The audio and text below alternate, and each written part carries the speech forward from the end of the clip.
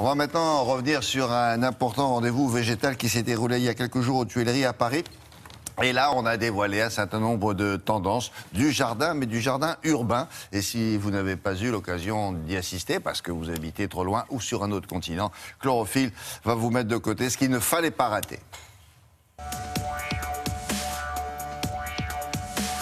Bonjour, Jardin 2015 fut un véritable succès.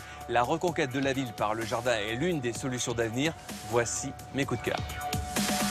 Cette 12e édition, qui a proposé cette année comme thème La ville heureuse, a attiré plus de 24 000 visiteurs venus du monde entier. Et pour ouvrir ce grand bal, on accueille une nouvelle rose, celle de Lambert Wilson, passionné de jardin depuis ses 8 ans.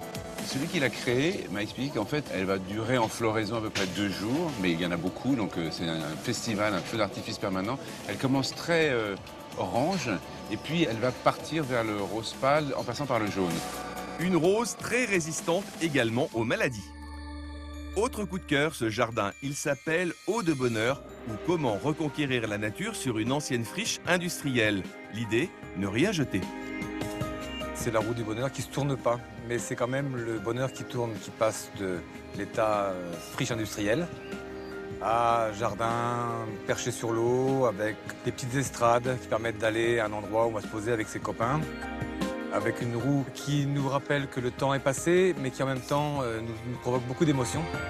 Un petit jardin rehaussé de grandes marches qui servent de palier et agrandissent le lieu. Ce sont effectivement des grandes marches et qui permettent de donner beaucoup de profondeur. Et puis de réécrire l'idée du jardin lacustre. On vient comme avec des pilotis et on est au-dessus de l'eau et on a vraiment cette idée de jardin qui est posé sur l'eau. On oublie tout, même le jardin ici. C'est ça, la magie du jardin noir.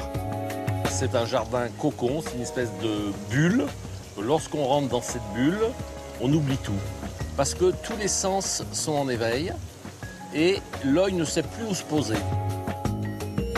On a installé des arbres qui sont très graphiques, comme les érables du Japon, les cornouillers, les parosias, qu'on a éclaircis plus ou moins. Et le regard soit passe à travers, soit est freiné. Et le niveau des feuillages vert pourpre qui sont en harmonie avec les marronniers et les tilleuls existants qui sont dessus, ce qui fait que le regard est attiré par tout un tas de choses. Ce jardin, c'est une solution pour la ville heureuse. Avec ce jardin, la Méditerranée, c'est tout droit, mais à l'ombre de l'olivier. Il y a deux choses ici qui sont le reflet de la Méditerranée. Il y a d'abord la terre. Il y a la terre, il y a tous ces murs de pisé qui font que c'est un état d'esprit, un état de vivre. Et puis après, bon, il y a l'incontournable olivier. Nous sommes tous des enfants d'olivier. Alors je ne pouvais pas l'éviter, mais quand on associe les deux avec les plantes parfumées qui entourent ces murs-là, c'est magnifique. En Méditerranée, les plantes se protègent, se mettent en valeur les unes les autres. Donc cette idée d'étage font que tout se relie pour donner une harmonie où chacune des plantes est parfaitement heureuse. La 13e édition aura lieu toujours aux Tuileries, du 2 au 5 juin 2016. Belle journée au jardin.